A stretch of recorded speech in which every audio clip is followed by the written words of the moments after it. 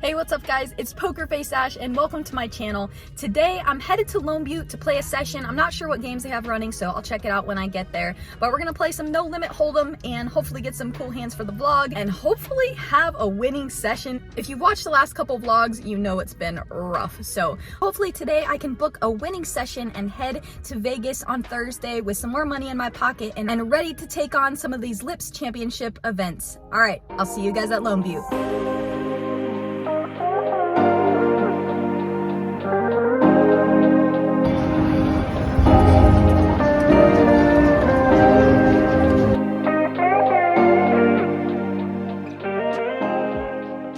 In one of my first playable hands, there's a raise under the gun to $12. The cutoff makes the call, and now it's on me, and I look down at ace-queen offsuit in the small blind. I'm here to get involved, play some pots, and stay aggressive, so I'm gonna take the more aggressive route and 3-bet, and I make it $45. Only the original raiser calls, so we go heads up to a flop of king 5-3 with 2 clubs. This board is great for my range as I can apply max pressure to almost every single hand he can have unless he has exactly a hand with a king in it like ace king, king queen, etc. So I put in a bet of $40 and he doesn't take very long before putting in the fold, and man is it a relief to win my very first pot here at Lone Butte, and we're off to a great start for this session.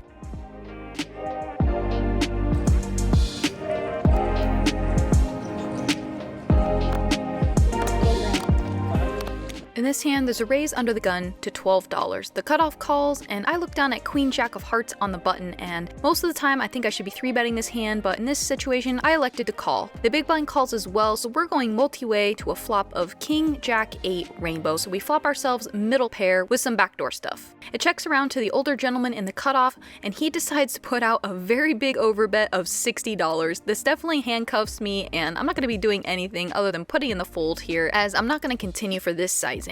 I did see him do this several times throughout the session. I wanted to stay alert and see when he's betting that big, what type of holdings does he have, and for the most part what I gathered is he would do this when he had a decent but not strong top pair type hand that he wants to just win the pot right there and not get sucked out on or drawn out on, so I'm definitely going to keep an eye on this throughout the session. The problem with putting out polarizing bet sizes is, yes, sometimes there's a time and a place for it, but if you consistently do it, you're making 2 things happen. One is you're only called when you're beat or crushed, because if you bet big and someone calls you, they likely have a very strong holding or a very strong draw. And 2, you are folding out all hands that you have crushed or have beat. And in poker, we want to extract value from worse hands. So like I said, there is a time and a place for it, but we shouldn't always be betting polarized because, again, we only get called when we're beat and we make all worse hands fold. In this hand, I look down at ace jack of spades under the gun and I raise to $12. The cutoff and the button calls, so we go 3 ways to a flop of ace 6 queen with 2 hearts, so we flop ourselves top pair with a jack kicker. I put out a c-bet of $20. Only the cutoff calls, so we head to a turn card, which is the 3 of spades. So if you watched my last vlog, you heard me talk about being unhappy with my play overall, and this is one of the spots where I might bet a little bit less here, and I've been miscalculating the pot sizes, and so I want to make sure I was betting like a catch-all sizing here. It may seem like a simple spot to most, but I'm trying to be more conscious and be better at my bet sizes. I bet $55 and he folds pretty quickly, but we take down another pot.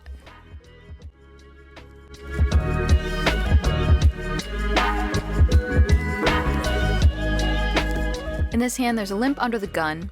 An older gentleman in the cutoff raises to $12. I look down at the beautiful queen 10 of diamonds in the big blind and I elect to call. The limper calls as well, so we go 3 ways to a flop of queen 4-6 rainbow. We make top pair and we check it over to the original raiser in the cutoff, and he puts out a bet of $20. Only I make the call, so we're going heads up to a turn card, which is the 10 of spades. I consider leading here as this turn card's gonna go check check a ton of the time unless he has a hand incentivized to put out a bet, but as played, I decided to check it over to him. The river is a 7 of clubs. I have to go for some value now as I have top 2 pair, so I put out a bet of $45. He quickly folded, so pretty unfortunate he didn't have a hand there when we make top 2 pair. In this hand, I was still writing notes on the hand before, so I wasn't able to capture the beginning on video, but there was a raise under the gun and a couple callers. I call on the button with ace-6 of clubs, hoping to flop a flush or a flush draw, and so we went 4 ways to a flop. The flop came king-10-5 with 2 clubs. The original raiser bets 25 and 4 of us call, so now this pot has gotten a little bit big. Hoping to spike a club on the turn, and that's exactly what happens. We bink the 4 of clubs on the turn, giving us the nut flush. It checks to me, and I'm certainly going to bet here. I don't want to bet too big, but I also don't want to bet too small as well, so I decided on a sizing of $60. Only the original raiser calls, so we head to the river, which is the queen of clubs. He checks it over to me, and now I'm not really sure what I can get value from, but I gotta bet something, so I decided on a bet size of $100.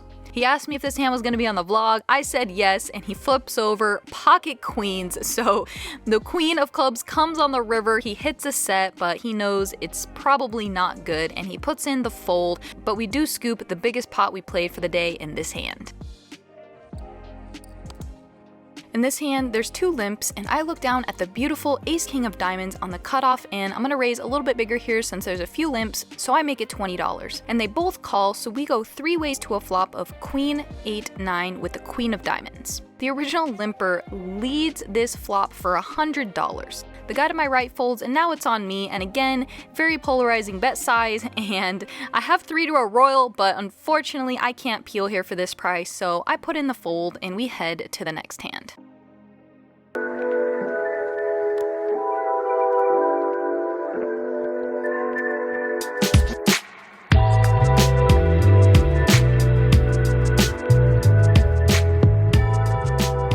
In this hand, it looks like we're picking up a little steam here as there's a raise under the gun and 1 caller in the cutoff, and I look down at the beautiful pocket queens. We got the ladies and bump it up to $35. Only the original raiser calls, so we're going heads up to a flop of 6-4-3 with 2 diamonds. He checks it over to me. So on this board with my exact hand, it actually functions as either a check or a bet. So we can go either way, but against this particular player, I still think we can get a ton of value from overpairs to this board, so I'm gonna put out a bet and I make it $30. So because of this board texture, it's not a down bet spot. It's a spot where if we're going to bet, we need to bet on the bigger side, so I should have gone about half pot, and I confirmed this after running it through my solver, even though I knew better, so I'm trying to get better at realizing these spots and making the right plays. He makes the call, so we head to a turn, which is the 9 of clubs. He checks it over to me again, and I'm gonna continue going for value, and I put out a bet of $65. He doesn't think very long before putting in the fold, and now we're picking up some steam and picking up some pots.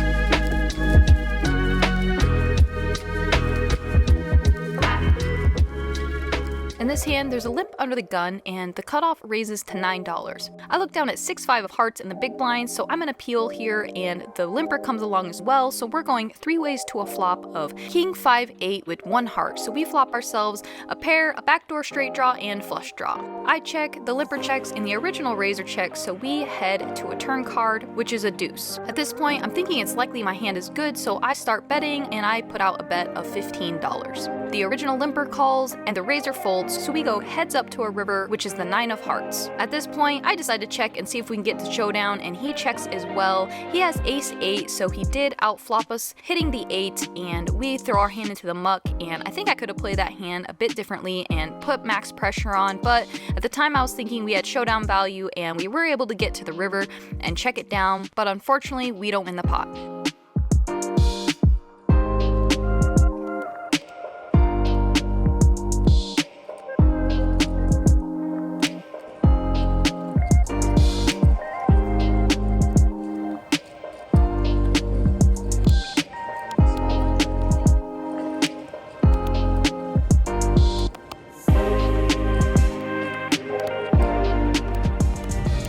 Alright, taking a quick break here. I went pretty card dead, as you guys can see, just folding after a nice start. So I'm up about $210, a nice breath of fresh air, and honestly, I'm probably not going to play that much longer because my Suns are headed to play the second playoff game. So of course, I'm going to watch the game with some friends. So I'm going to wrap up here pretty soon and maybe get a few more hands for the vlog, but if not, hopefully we can end this session on a positive note. So I'll see you guys back in there.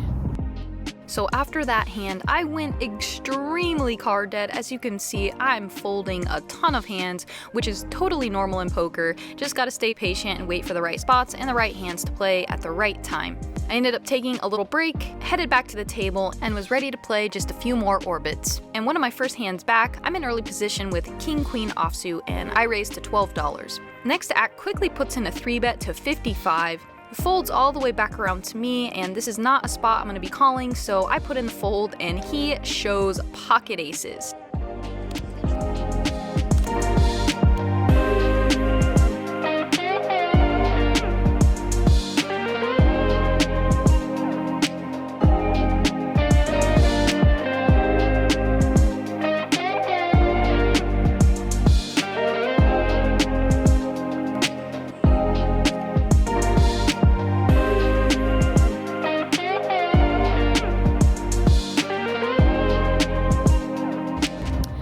So we were in the game for $1,000, cashed out with $11.82 for a profit of $182. Lost a few pots there at the end, and we just couldn't flop a hand, so there's nothing really I could have done about that. And then overall, I showed pretty much all the hands I played, and I think played pretty solid. There was a few spots I could have maybe taken the more aggressive line, like when there was a raise and a call and I had Queen Jack of Hearts on the button.